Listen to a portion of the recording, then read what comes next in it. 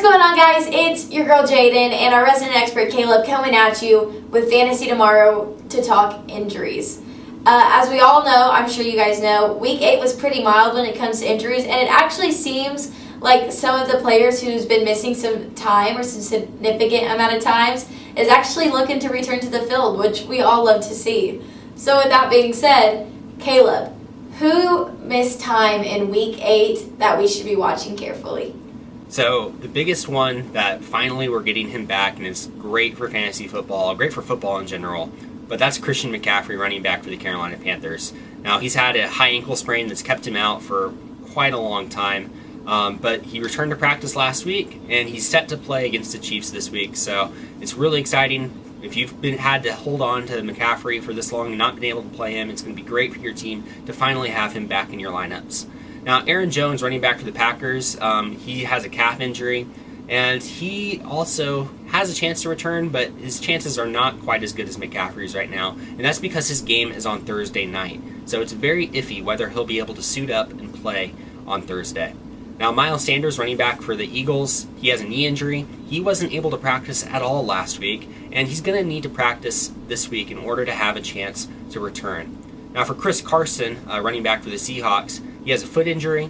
Now, he wasn't able to practice last week either. So again, he's going to need to practice, but we've seen with Carson before that he's able to tough it out through some tough injuries. So I wouldn't be surprised if he has a better chance of coming back in Week 9. Now, Kenyon Drake, running back for Arizona, he's had an ankle injury. They had their bye week last week, but he's had a little bit of extra time to rest and maybe be able to play, but I don't think the team necessarily expects him for this game, so I would not expect for Kenyon Drake to be suiting up in Week 9. Now, Devontae Freeman, running back for the Giants, has an ankle injury as well, and while he didn't practice last week, the team is hopeful that he will be able to play in Week 9, so that's good news.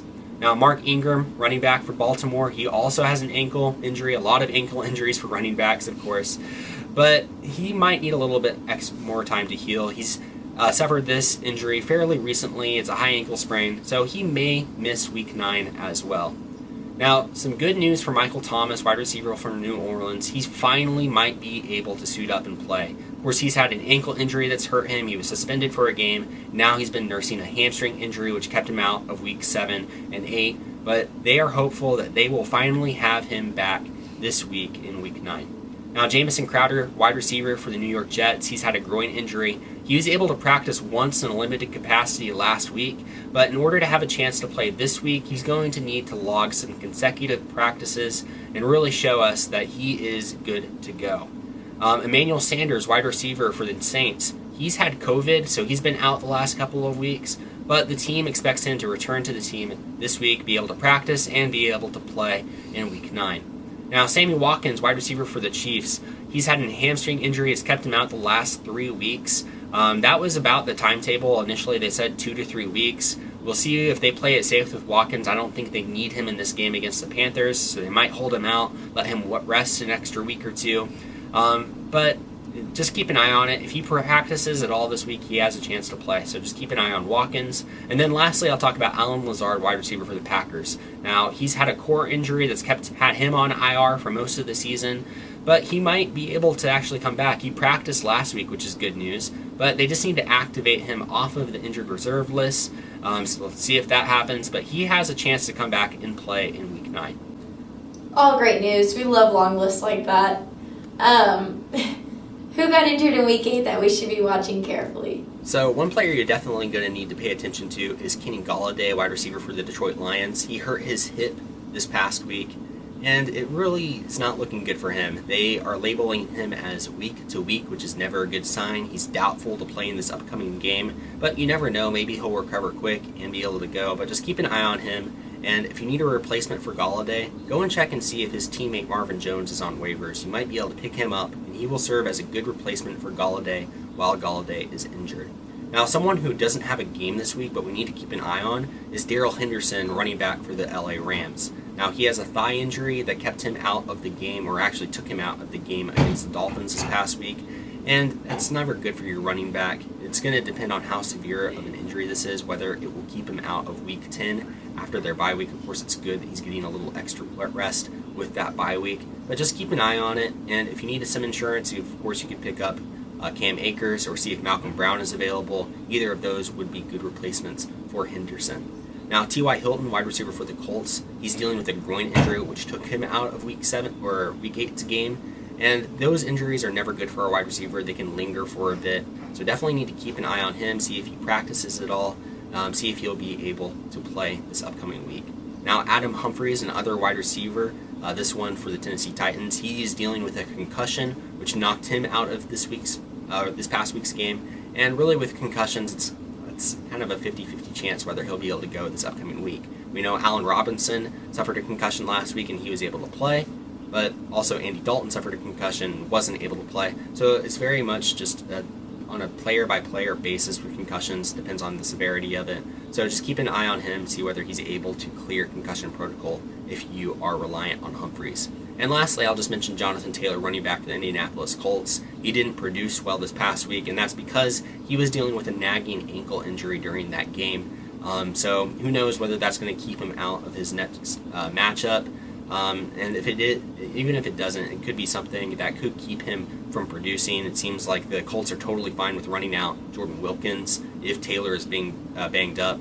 So just keep an eye on his situation. Once he's healthy, I think he's going to be fine, but just keep an eye on it for sure. And who do we see get injured in week 8 that we might see miss a significant amount of time?